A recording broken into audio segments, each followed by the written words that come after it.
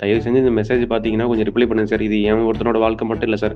1400 குடும்பமும் இதனால பாதிச்சிருக்குங்க சார். தளபதியால நாங்க ஆர்டர் வாங்கணும்னு நெனைக்கிறோம். கையால ஆர்டர் வாங்கணும்னு நெனைக்கிறோம். எங்களுக்கு இந்த ப்ராசஸ் எப்படி கொண்டு போய் முடிக்குதுன்னு தெரியல சார். இந்த ஆப்போனன்ட் கேங் ரொம்ப பிரச்சனை பண்ணிட்டு இருக்காங்க சார். அவங்க போன பீரியட்ல காசு கட்டி வேலை வாங்கிக்கலான்னு பார்த்தாங்க. ஆனா எக்ஸாம் நேர்மையா நடந்ததுனால அவங்கள அவங்களால வந்து தாங்க முடியலைங்க சார். சேர்ந்து அடையும் நான் நம்புகிறேன். இந்த வீடியோ உங்கள்கிட்ட வந்து சேர்ந்து அடையும். அதை நான் கண்டிப்பாக ஃபார்வர்டும் பண்ணுவோம். இது உண்மைன்ற பட்சத்தில் அவருக்கான தீர்வை, மக்களுக்கான தீர்வு, அது எல்லாருக்கும் பொதுவாக தான் அவர் கேட்குறாரு. நீங்கள் சரி செய்வீங்க, இந்த அரசு சரி செய்யும் என்று நம்புகிறோம். அவர்கள் சார்பாக உங்கள் முன்னால் இந்த வேண்டுகோளை நாங்கள் வைக்கிறோம். சேவை அப்படின்றது வந்து பார்த்திங்கன்னா அரசியலுக்கு அப்பாற்பட்ட ஒரு விஷயம் இல்லையா? அதனால் இந்த வஉசி நகர் 2nd ஸ்ட்ரீட் மக்களோட இந்த கோரிக்கை வந்து ரொம்ப நியாயமானது. திருவண்ணாமலை நகராட்சி நிர்வாகம் தண்ணி நாட்களை கூட்டி தரணும். இது நம்மளுடைய பணிவான ஒரு கோரிக்கை இந்த அரசுக்கு. இதை நம்ம தெரிவிச்சிட்டோம். அடுத்த குரல் ஒரு அரசியல் கருத்தை பற்றி. கேரளாவில் இருந்து அனீஷ் அவங்க சமீபத்தில் வந்த ஒரு அரசியல் கருத்து தொடர்பாக தங்களோட வருத்தத்தை வந்து பகிர்ந்துருக்காங்க. அவங்க என்ன சொல்கிறாங்கன்றத கேட்போம்.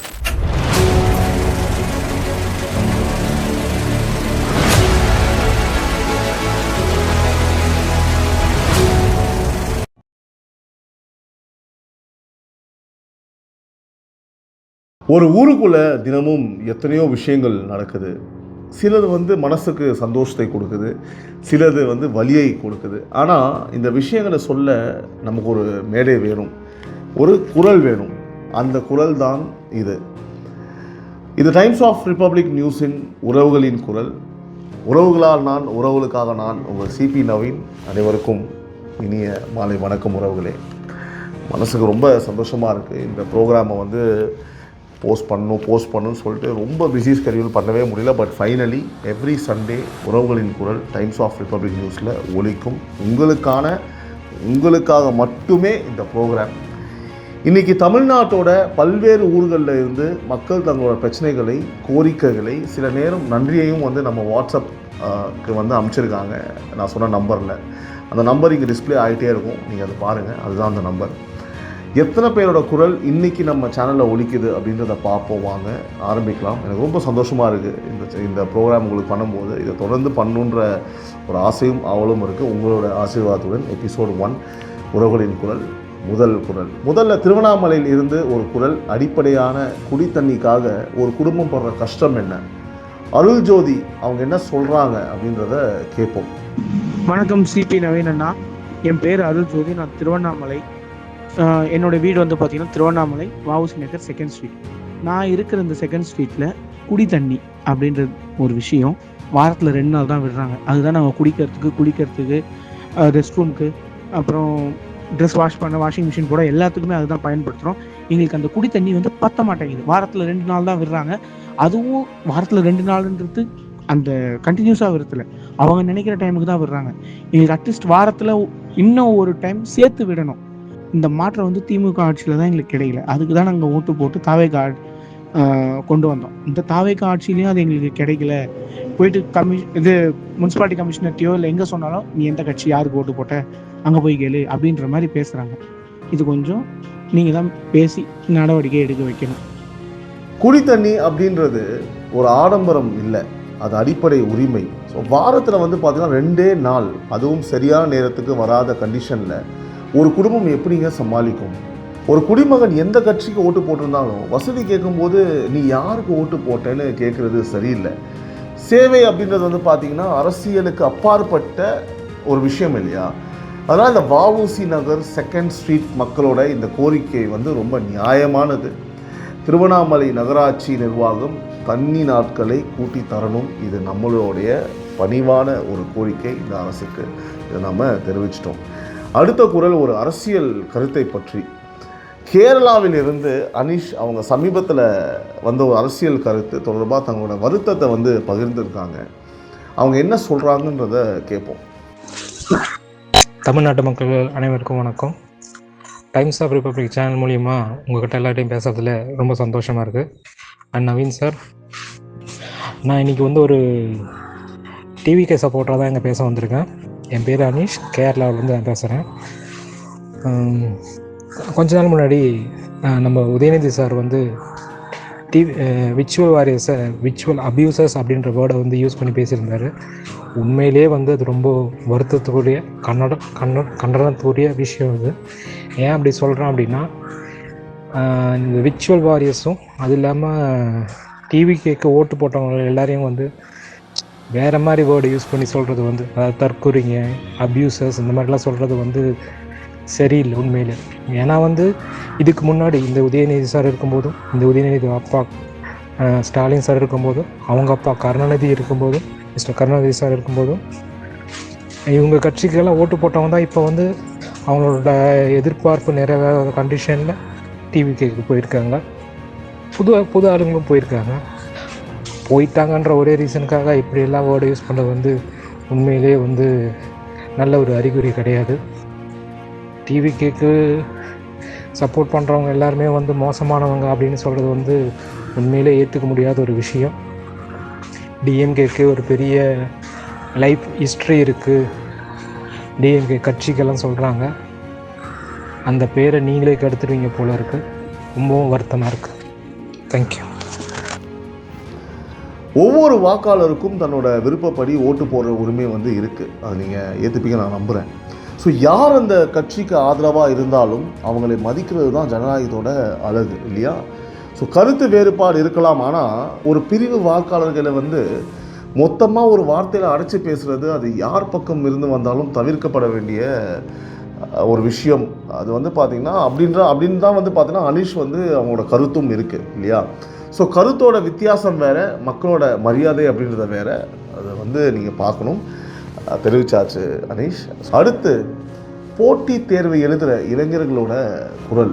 கோபிச்செட்டிப்பாளையத்தில் இருந்து பிரபு அவங்க வந்து பார்த்தீங்கன்னா அவரே ஒரு யூபிஎஸ்சி டிஎன்பிஎஸ்சி பயிற்சியாளருங்க. அது போட்டித் தேர்வை எழுதுகிற லட்சக்கணக்கான இளைஞர்களுக்காக அவங்க என்ன கோரிக்கை வைக்கிறாங்க அப்படின்றத கேட்போம். நானும் அவளாக இருக்கேன். பிரதர் வணக்கம், என்னோட பேர் பிரபு. நான் கோபிச்செட்டிப்பாளையம் ஊர், நேட்டிவ் ஈரோடு டிஸ்ட்ரிக்ட், கேஎஸ் அண்ணனோட ஊர். நான் ஆக்சுவலாக வந்து யூபிஎஸ்சி டிஎன்பிஎஸ்சி கிளாஸ் எடுத்துகிட்ருக்கேன். சென்னையில் மனிதநேயம் இன்ஸ்டியூட், அப்போலோ, பெரிய இன்ஸ்டியூட் எல்லாத்துலேயும் நான் கிளாஸ் பண்ணிகிட்ருக்கேன்.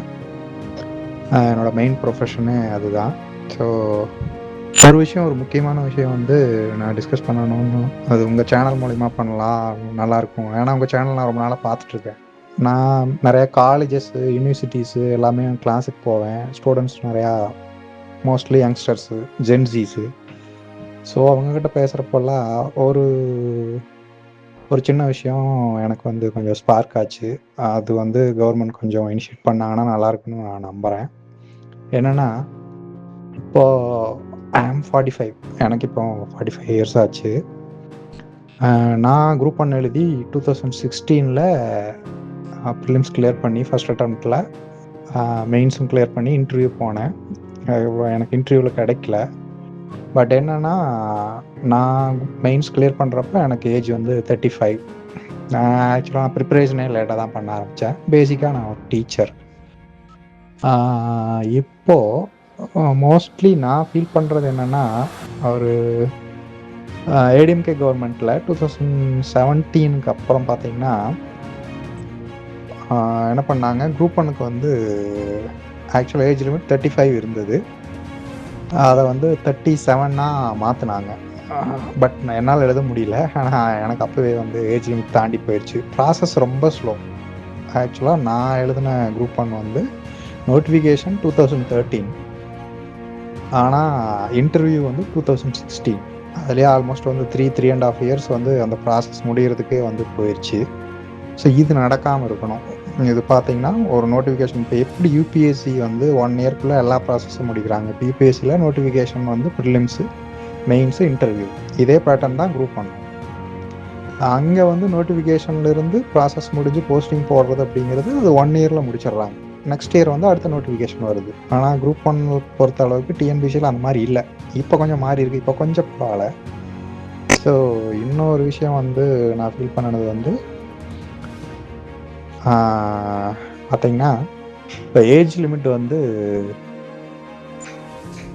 குரூப் 1க்கு வந்து 39 வச்சுருக்காங்க. ஸோ அதை வந்து 45 பண்ணலாம். 45 பண்ணால் வந்து எல்லாத்துக்கும் கொஞ்சம் யூஸ்ஃபுல்லாக இருக்கும். ரெண்டாவது ரொம்ப முக்கியமான விஷயம் வந்து கோவிட் பீரியட் அப்போ என்ன பண்ணாங்கன்னா இபிஎஸ் கவர்மெண்ட் வந்து கவர்மெண்ட் எம்ப்ளாயீஸ்க்கு வந்து ரிட்டையர்மெண்ட் ஏஜ் வந்து 58லேருந்து 60 மாற்றினாங்க.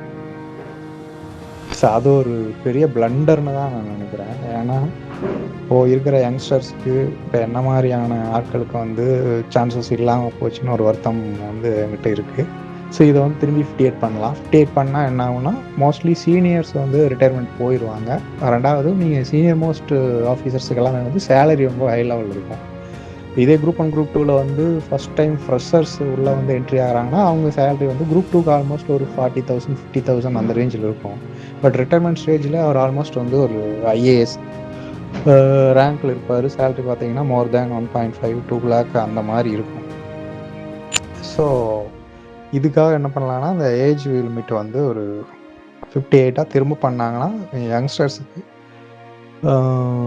யூத்ஸ்க்கு வந்து எம்ப்ளாய்மெண்ட்டுக்கு வந்து ரொம்ப ரொம்ப ஹெல்ப்ஃபுல்லாக இருக்கும். இதை பற்றி கொஞ்சம் டிஸ்கஸ் பண்ணலாம். ஒரு தேர்வு அறிவிப்பு முதல் நியமனம் வரைக்கும் வந்து பார்த்திங்கன்னா வருஷ கணக்காக ஈடுபடுறது தேர்வர்களோட ஒரு விலை மதிப்பான ஒரு நேரத்தை வந்து வீணாக்குறது தானுங்க சொல்லுங்கள். ஸோ இந்த டிஎன்பிஎஸ்சி தேர்வுகளை ஒரு வருஷத்துக்குள்ளே முடிக்கணும். ஏன்னா அந்த வயது வரம்பை உயர்த்தணும் அப்படிங்கிறது பிரபு அவங்களுடைய கோரிக்கை. ஆயிரக்கணக்கான தேர்வர்களோட குரலாக இருக்கலாம். நிச்சயமாக இன்றைக்கி பிரபு நம்மகிட்ட சொல்லிட்டாரு. அவருக்கு ஒரு விஷயம், இங்கே ஒரு பிளாட்ஃபார்ம் கிடச்சிருக்கு. ஓய்வு வயது விஷயத்தில் வெவ்வேறு கருத்துக்கள் இருக்கலாம். ஆனால் இளைஞர்களுக்கு வேலைவாய்ப்பு பெருகணும் அப்படின்றது தான் அந்த நோக்கம். அப்படின்றது தான் வந்து பார்த்திங்கன்னா முக்கியமானது.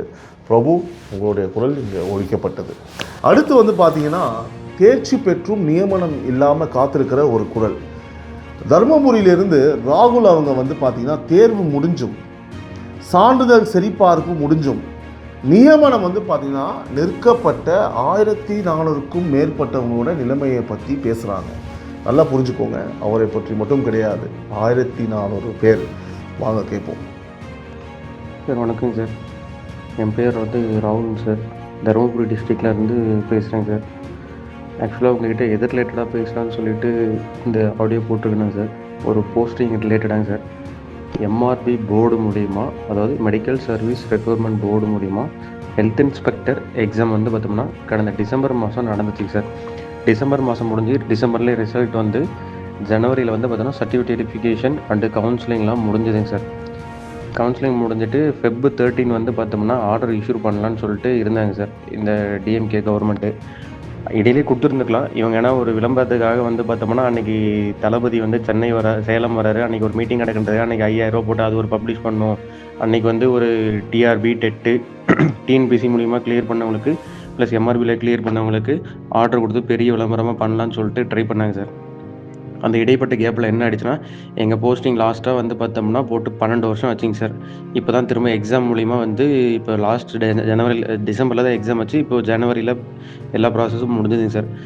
இப்போ இந்த இடையில் என்ன ஆகிடுச்சு, ஜனவரி 21 கவுன்சிலிங்லாம் முடிஞ்சதுங்க சார். அன்றைக்கி ஆர்டர் இஷ்யூ பண்ணாமல் என்ன பண்ணாங்க, Feb 13க்காக தள்ளி வச்சுட்டு இடையில் என்ன ஆகிடுச்சு, ஜனவரி 27 ஒரு கேஸ் ஒன்று போட்டு ஸ்டே விழுந்துருச்சிங்க சார்.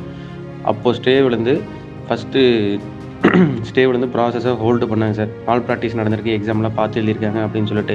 அதே வந்து பார்த்தோம்னா மதுரை பெஞ்சில் போட்டாங்க. மதுரையில் வந்து பார்த்தோம்னா அந்த கேஸுக்கு ஜட்ஜ்மெண்ட்டு வந்துருச்சுங்க சார். 4 பேர் தப்பு பண்ணியிருக்காங்க. 4 பேர் மேலே எஃப்ஐஆர் போட்டு அவங்களை டிபார் பண்ணிட்டாங்க. அதுக்கு வந்து அந்த சென்டரில் அந்த எக்ஸாம் சூப்பர்வைசருக்கும் வந்து பார்த்தோம்னா ஹாலில் அவங்க 2 பேரும் போட்டு சஸ்பெண்ட் பண்ணியிருக்காங்க சார். ப்ளஸ் வந்து இது சிபிசிஐடி வந்து மேற்கொண்டு இது என்ன ப்ராசஸ்ன்னு சொல்லி பார்க்க சொல்லியிருக்காங்க சார். இதோட முடிஞ்சிருச்சு. இந்த கேஸை வந்து பார்த்தோம்னா முடிச்சிட்டாங்க சார். ஆர்டர் இஷ்யூ பண்ணிக்கலாம், ப்ளஸ் வந்து ஆர்டர் போட்டுக்கலாம், ப்ளஸ் வந்து பார்த்தோம்னா சிபிசிஐடி ஒரு பக்கம் நடந்துக்கிட்டோம் அப்படின்னு சொல்லி சொன்னாங்க சார்.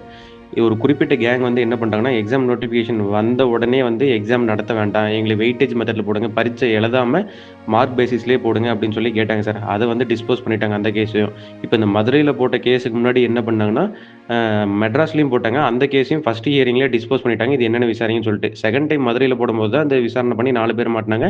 4 பேர் மேலேயும் கேஸ் போட்டாங்க, ப்ளஸ் ஜட்ஜ்மெண்ட்டு வந்துருச்சுங்க சார்.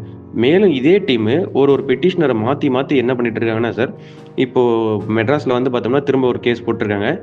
3வது மாதம் கேஸ் போட்டேங்க சார். அந்த கேஸ்னால வந்து பார்த்தோம்னா, இன்ன வரைக்கும் எங்களுக்கு போஸ்டிங்கில வந்து பார்த்தோம்னா, ஆர்டரே இஷ்யூ பண்ணலைங்க சார். கேஸ் வந்து பார்த்தோம்னா, அந்த ஜட்ஜும் ஸ்டே குடுக்க மாட்ருக்காங்க. இல்ல கேஸ் நடத்தவும் மாட்ருக்காங்க. லாஸ்ட் 1 மந்த்தா ஹியரிங்கே கொண்டு வரலைங்க சார். நாங்களும் எவ்வளோ ட்ரை பண்ணி பார்த்தோம். கொண்டு வரவே இல்லைங்க சார். இப்போ வந்து கேஸ்ல வந்து ஸ்டே இல்ல. இது வந்து ஆர்டரும் போட்டுடலாம். ஆனா ஆல்ரெடி ஜட்ஜ்மெண்ட் வந்த கேஸ் தான் இது அப்படின்னு சொல்லிட்டு, நாங்க வச்சிருக்கிற லாயர் வந்து நளினி சிதம்பரம் மேடம், ராகவாச்சாரியா சார் அவங்களாம் வந்து சொன்னாங்க சார். இத நாங்க கவர்மெண்ட்ல ப்ராசஸ் அதாவது பண்ணுங்க, குடுங்க அப்படின்னு சொல்லி கேட்டா, இல்ல ஒப்பீனியன் வாங்கணும்னு சொல்லிட்டு போன கவர்மெண்ட்ல ஏஜி கிட்ட அட்வொகேட் ஜெனரல் கிட்ட ஒப்பீனியன் வாங்கணும்னு சொல்லிட்டு இந்த ப்ராசஸ் ஹோல்ட் பண்ணிட்டே இருந்தாங்க சார். சரி, புது கவர்மெண்ட் வந்துருச்சு. இது எதனா ஒண்ணு பண்ணி நம்ம அட்ரஸ் பண்ணி வெளிய கொண்டு வந்து நம்ம ஆர்டர் இஷ்யூ பண்ண சொல்லலாம் அப்படின்னு சொல்லி கேட்கலான்னா, எங்களுக்கு தெரியலைங்க சார். இந்த இஷ்யூவ நாங்க கொண்டு போயிட்டு சேர்க்கணும் சார். செக்ரட்டரி நாங்களும் பல டைம் பார்த்துட்டுருக்கோம். அப்புறமா கோர்ட்லயும் கேஸ் நடந்துட்டுருக்கு. ரூ. 15,00,000 மேல செலவு பண்ணிட்டோம் சார். எங்களால செலவு பண்ண முடியலைங்க சார். 2020 கொரோனாலேருந்து வேலை செஞ்சுருக்கோம் சார் டெம்பரவரியா. இப்போ வரைக்கும் சார். வெறும் ரூ. 12,000 சம்பளத்துக்கு வேலை செஞ்சுட்டுருக்கோம் சார். வாழ்வதற்கே ரொம்ப கஷ்டமா இருக்கு சார். அதுவும் இந்த எக்ஸாம் பாஸ் பண்ணிட்டு வேலை கிடைச்சிருந்தோடனே ஜனவரியில இந்த வேலையும் விட்டுட்டோம் சார். அதுக்கப்புறம் பார்த்தா இன்னைக்கு வரைக்கும் ஒரு வேலை இல்ல. சாப்பாட்டுக்கு ரொம்ப கஷ்டமா இருக்குங்க சார். இந்த விஷயத்த நம்ம எப்படியோன்னு இது வந்து முதல்வருக்கு அது கொண்டு போணும். ஹெல்த் மினிஸ்டருக்கு நல்லபடியா ரீச் பண்ணணும் சார். அதனால உங்க மீடியால எங்களுக்கு ஒரு சப்போர்ட் குடுத்தீங்கன்னா நல்லாயிருக்கும் சார். இது மேற்கொண்டு நான் உங்கள மீட் பண்றதுக்கு ரெடியா தான் சார் இருக்கிறேன். நீங்க எதனா வாய்ப்பு இருந்தா சொல்லுங்க சார். நான் உங்கள வந்து பார்க்குறேன் சார். தயவு செஞ்சு இந்த மெசேஜ் பார்த்தீங்கன்னா கொஞ்சம் ரிப்ளை பண்ணுங்க சார். இது என் ஒருத்தனோட வாழ்க்கை மட்டும் இல்ல சார். 1400 குடும்பமும் இதனால பாதிச்சிருக்கு சார். தளபதியால நாங்க ஆர்டர் வாங்கணும்னு நினைக்கிறோம். கையால ஆர்டர் வாங்கணும்னு நினைக்கிறோம். எங்களுக்கு இந்த ப்ராசஸ் எப்படி கொண்டு போய் முடிக்கும்னு தெரியல சார். இந்த ஆப்போனன்ட் கேங் ரொம்ப பிரச்சனை பண்ணிட்டு இருக்காங்க சார். அவங்க போன பீரியட்ல காசு கட்டி வேலை வாங்கலான்னு பார்த்தாங்க. ஆனா எக்ஸாம் நேர்மையா நடந்ததுனால அவங்களால வந்து தாங்க முடியலைங்க சார். மேலும் மேலும் யாரோ ஒருத்தர் வச்சு கேஸ் போட்டுட்டே இருக்கிறாங்க. அதாவது தப்பு பண்ணவன் மாட்டணும், அதுக்கப்புறம் வெளியே வரணும் அப்படின்னு நினைச்சு அவங்க பண்ணது நல்லது தான் சார். இல்லைன்னு சொல்ல, சிபிசிஐடி கூட நாங்கள் நடக்கட்டும் வேண்டாம்லாம் சொல்ல சார். எங்களுக்கு ஆர்டர் இஷ்யூ பண்ணட்டும். விசாரணை அதுக்கப்புறம் எவன் மாட்டோம்னா அவன் வெளியே தூக்கிட்டோம் சார். எவனோ ஒரு 2 பேர் பண்ண தப்புக்காக நாங்கள் இன்ன வரைக்கும் உட்காந்துட்டு புள்ள குட்டி எல்லாரும் சாப்பாடு எல்லாம் ரொம்ப கஷ்டமா இருக்கு சார். எங்களுக்கு தயவு செஞ்சு ஹெல்ப் பண்ணுங்க சார். இந்த பிரச்சனை எப்படியோன்னு கொண்டு போய் நாங்கள் சேர்க்கணும் சார். Please sir. ஒரு சிலரோட முறைகேட்டுக்காக நேர்மையான தேர்ச்சி பெற்ற 1400க்கும் மேற்பட்டவங்க வேலை இழந்து பொருளாதார ரீதியாக வந்து பார்த்தீங்கன்னா கஷ்டப்படுறது ரொம்ப வேதனையானதுங்க. அதாவது குற்றம் செஞ்சவங்களை விசாரிக்கிறது சரிதான், ஆனால் அதுக்காக நேர்மையானவங்களோட எதிர்காலத்தையும் நிறுத்தி வைக்கிறது நியாயமா? அதாவது முறைகேட்டில் ஈடுபட்டவங்களை மட்டும் விலக்கி தகுதியானவங்களுக்கு உடனடியாக நியமனம் ஆணை வழங்கணும் அப்படிங்கிறது இந்த கோரிக்கை. கண்டிப்பாக கவனிக்கப்படணும். இந்த அரசு நிச்சயமாக இதை கவனிக்கும் நான் நம்புகிறேன். ராகுலோட குரல் இங்கே எல்லாரும் கேட்டிருக்கோம். இந்த அரசுக்கும் எப்படியாவது இதை வந்து கொண்டு போய் சேர்க்க வேண்டியது உங்களோட கடமை. நிச்சயம் இது தலையிட்டு சரி பண்ணணும் அப்படின்றத எல்லாரோட சார்பாக ராகுலோட சார்பாகவும் நான் விரும்பி கேட்டுக்கொள்கிறேன். அடுத்து வந்து விருதுநகரில் இருந்த சில கடுமையான குற்றச்சாட்டுகள். விருதுநகர் மாவட்டத்தில் இருந்து ரசல் ராஜ் அவங்க சட்டவிரோத கல்குவாரிகள் தொடர்பாக சில கடுமையான குற்றச்சாட்டுகளை வைக்கிறாங்க. அவங்க என்ன சொல்கிறாங்கன்றத கேட்போம். வணக்கம். விருதுநகர் மாவட்டம் அருப்புக்கோட்டை தாலுக்கா கல்லூரணி கிராமம். அதாவது விருதுநகர் டிஸ்ட்ரிக்ட் பொறுத்தவரையும் தாவேக்கா ஜெயிச்சது வந்து விருதுநகர்லேருந்து மற்ற தொகுதிகள் இந்த பக்கம் திருச்சுழியாக இருக்கட்டும், அருப்புக்கோட்டையாக இருக்கட்டும், பழைய X minister Thangam Thennarasu KKSSR அவர்கள் தான் வெற்றி பெற்றிருக்காங்க. இவங்க வந்து பூராமே மணல் எப்படி மற்ற இடத்துல மணல் இருக்கோ, நம்ம திருச்சுழி அருப்புக்கோட்டையை பொறுத்தவரையும் பார்த்தீங்கன்னா கிரஷர்கள் மற்றும் கல்குவாரி இது பூராமே இல்லீகலாக நடக்குது. அவங்களுடைய பினாமிக்கள், திமுக ஒன்றிய செயலாளர் இவங்க தான் நடத்துகிறாங்க. கடந்த 5 வருஷமா சட்டவிரோதமாக கற்களை வெட்டி எடுத்து அரசு கிட்டத்தட்ட 500 கோடிக்கு மேலே இழப்பை ஏற்படுத்தியிருக்காங்க. எப்படி திருநெல்வேலி மாவட்டத்தில் நடந்துச்சோ அதேமாதிரி இங்கேயும் நடந்திருக்கு. ஆனால் இதை ஆய்வு செய்ய விடாம அவர் ஃபினான்ஸ் மினிஸ்டர் இருந்தார், சுற்றுச்சூழலும் கையில் வச்சிருந்தார். முன்னாள் அமைச்சர் தங்கம் தென்னரசு அவர்கள் வச்சிருந்தனால இதுல வந்து அவர் முழுக்க அந்த கல்குவாரி காசை வச்சுதான் எலெக்ஷன்லாம் சந்திச்சாங்க. ஏற்கனவே சொத்து குவிப்பு வழக்கு 2 பேர் மேல இருக்கு. லோயர் கோர்ட் தள்ளுபடி பண்ணி அதை வந்து ஹைகோர்ட் சுமோட்டோவை எடுத்து ஜஸ்டிஸ் ஆனந்த் வெங்கடேசன் சார் இப்போ அந்த வழக்கு நடத்துறாரு. எதுக்காக இதை சொல்ல வரேன்னா, இப்போ 2026 புதுசா கிரஷர் ஒன்று கணேசன் அப்படின்றவரோட பையன் சுப்புராம், இவர் வந்து திமுகவை சேர்ந்தவர். இவர் அந்த பகுதியில கொண்டு வர்றாரு, விவசாய பகுதிக்கு நடுவுல. அது வந்து சட்டவிரோதம், அங்க பக்கத்துல வந்து குடியிருப்பு இருக்கு, பொல்யூஷன் கண்ட்ரோல் விதிமீறி நடத்துறாங்கன்னு சொல்லி நம்ம கலெக்டருக்கு மனு தர்றோம். வட்டாட்சியர் வந்து செந்தில்வேல் என்றவர் முழுக்க திமுகவுடைய ஆள், KKSR நியமிக்கப்பட்டவர். இந்த அதிகாரிகள் பூராமே DMKக்கு ஆதரவா இருக்காங்க. இதை தமிழக அரசு கவனத்தில் கொண்டு இவங்க எல்லாம் மாத்தணும். இன்ஃபேக்ட் கலெக்டரே மாத்தணும். எல்லா டிஸ்ட்ரிக்ட்ல மாத்தினா இங்க மாத்தவே இல்லை. நல்ல கலெக்டர்னு சொல்றாங்க, பட் எப்படி இந்த மாதிரி ஒரு அப்ரூவல் தராரு? ஒரு வட்டாட்சியர் தராரு, அவர் சஸ்பெண்ட் பண்ணல. கோட்டாட்சியர் பர்மிஷன் கொடுத்துருக்காரு, சஸ்பெண்ட் பண்ணல. தங்கம் தென்னரசு அவர்கள் இந்த அரசை குறை சொல்றாரு. அதாவது இவங்க வந்து கொடுத்த வாக்குறுதிகள் நிறைவேற்றினா கடன் வாங்கி தான் ஆகணும். நீங்க வந்து உங்க ஏரியாவில் இருக்க கிரஷர்களை வந்து நீங்க பணத்தை அபராதம் போட்டு பறிமுதல் செஞ்சாலே 500 கோடி 1000 கோடி வசூல் பண்ணலாம். இந்த கிரஷர் முதலாளிகளுக்கு ஏது பணம்? விவசாயிகளோட இடத்த வாங்கிட்டு நடுவுல கொண்டு வர்றான். நம்ம போய் மாசு கட்டுப்பாட்டு வாரியத்துல மனு கொடுத்தா அவன் வருவாய்த்துறைக்கு போன்றான். வருவாய்த்துறைக்கு போனா வட்டார வளர்ச்சியாளர் BDO ரூரல் டெவலப்மெண்ட் போன்றான். ஸோ நான் என்ன சொல்ல வரேன்னா, தலைமை, அதாவது இப்போ ரூரல் டெவலப்மெண்ட் மினிஸ்டர் புசியானந்த் சாரா இருக்கட்டும், வருவாய்த்துறை அமைச்சராக இருக்கட்டும், இந்த விருதுநகர் மாவட்டத்தை கண்காணிங்க. நிறைய திருட்டுத்தனம் நடக்குது. அங்க இருக்கிற தாவேக்காவினராலேயே அதை வெளிக்கொண்டு வர முடியல. அவங்களுக்கு அங்க நிறைய சிக்கல் இருக்கு. சட்டவிரோத குவாரி மணல் கொள்ளை அப்படின்றது வந்து பார்த்தீங்கன்னா சுற்றுச்சூழலையும் அரசோட வருவாயையும் பாதிக்கிற பெரிய விஷயங்க. ஸோ ரசல் ராஜ் அவங்க வந்து பார்த்தீங்கன்னா குறிப்பிட்ட பெயர்கள், குற்றச்சாட்டுகள், இது அவங்களோட பார்வை, அவங்களோட புகார், இதோட உண்மைத்தன்மை தொடர்புடைய அதிகாரிகள் தான் விசாரித்து உறுதி செய்யணும். ஆனால் சட்டவிரோதமாக குவாரி நடந்தால் அது யார் சார்பாக இருந்தாலும் நடவடிக்கை எடுக்கப்படணும் அப்படின்றது தான் இந்த குரலோட வேண்டுகோள். இதை சம்மந்தப்பட்ட அதிகாரிகளோட கவனத்துக்கு நம்ம கொண்டு போகிறோம். உங்களுடைய குரல் இங்கே வெளியில் வந்திருக்கு. ஒரு நல்ல விஷயத்துக்காக நீங்கள் பேசியிருக்கீங்க. நம்மளுடைய அமைச்சர் வந்து மிஸ்டர் பிரபு அவர் வந்து ரொம்ப மேன் இன் ஆக்ஷன் அப்படின்னு சொல்லலாம். கண்டிப்பாக இந்த குரல் அவரிடம் சேர்ந்து அடையும். டைம்ஸ் ஆஃப் ரிப்பப்ளிக் நியூஸ் மூலியமாக இந்த வீடியோவும் அவர்கிட்ட போய் சேர்ந்தடையும். இதை கவனிப்பார், சரி செய்வார்னு நம்புகிறோம். இந்த கோரிக்கையை அவர் சார்பாக உங்கள் நாள் வைக்கிறோம், இந்த அரசு நாள் வைக்கிறோம். அடுத்தது, இந்த நிகழ்ச்சி குறை மட்டும் இல்லைங்க, ஒரு நன்றியும் சொல்ல ஒரு குரல் வந்திருக்குன்னு நினைக்கிறேன். மீஞ்சூரிலிருந்து எட்வர்ட் அவங்க இந்த முறை ஒரு பிரச்சனை இல்லைங்க, ஒரு நல்ல மாற்றத்தை பற்றி பகிர்ந்திருக்காங்க. என்ன சொல்கிறாங்கன்னு பார்ப்போம். சார் வணக்கம், என் பெயர் அபண்டன்ஸ் எட்வர்ட். நான் மீஞ்சூர்லேருந்து பேசுகிறேன். இந்த பதிவு பார்த்தீங்கன்னா என்னுடைய லைஃப்பில் இப்பொழுது நடந்த ஒரு இனிமையான சம்பவம். என் இளைய மகனினுடைய 11th ஸ்டாண்டர்ட் அட்மிஷனுக்காக ஒரு ஸ்கூலுக்கு போயிருந்தேன். அங்கே அவங்க கொடுத்த அந்த டிரான்ஸ்பரண்டான அந்த ஸ்பேஸ் ஸ்ட்ரக்சர்ஸ் மற்ற விஷயங்கள் வந்து ரொம்ப பிரயோஜனமாக இருந்தது. அதே பள்ளியில் கடந்த 10 ஆண்டுகளாக என் பையன் படிக்கிறான். ஆனால் அதற்கு முன்பாக இருந்த ஒரு அணுகுமுறை வேற. இப்பொழுது TVK அரசு அமைந்த பிறகு அவர்கள் கொடுத்த இந்த எக்ஸ்பீரியன்ஸ் என்டையர்லி டிஃப்ரெண்ட். என்னுடைய மனமார்ந்த நன்றி மற்றும் வாழ்த்துக்கள் TVK அரசாங்கத்துக்கு மற்றும் நம்முடைய ஹானரபிள் CMக்கு நன்றி. ஒரு பெற்றோரோட பார்வையில் பள்ளி கட்டணத்தில் வெளிப்படைத்தன்மை வந்திருக்கு. அதாவது தகவல் பலகையில் குறிப்பிட்டபடியே வசூல் ரசீதும் கிடைக்குது அப்படின்றது நிச்சயமாக வரவேற்கத்தக்க ஒரு விஷயம். ஸோ கட்டண முறை வந்து பார்த்திங்கன்னா தெளிவாக இருக்குது. ஒவ்வொரு பெற்றோருக்கும் வந்து நிம்மதி. எட்வர்ட் அவங்க அந்த மகிழ்ச்சியை பகிர்ந்துக்கிட்டாங்க. ஸோ குறையே சொல்கிறது போலவே நல்லதுன்னு சொல்கிறதும் இந்த மேடையோட நோக்கம் தானே, அதை தான் இங்கே செஞ்சுருக்கோம். தமிழக அரசுக்கு என்னோடய வாழ்த்துக்கள். இவரோட குரல் உங்கள்கிட்ட வந்து சேர்ந்து அடையும், உங்களுக்கு கேட்கும் நான் நம்புகிறேன். அடுத்து வந்து பார்த்திங்கன்னா பண்ருட்டியில் இருந்து ஒரு சுற்றுச்சூழல் பிரச்சனை. பண்ருட்டியிலிருந்து காதர் மைதீன் அவங்க ஒரு பள்ளி பின்புறத்தில் இருக்கிற புதர் பகுதி குப்பை மேடு தொடர்பான ஆபத்தை பற்றி பேசுகிறாங்க. வாங்க கேட்போம். ஐயா வணக்கம், நான் கடலூர் மாவட்டம் பண்ருட்டிலேருந்து பேசுகிறேங்க. என் பேர் காதர் மைதீன்.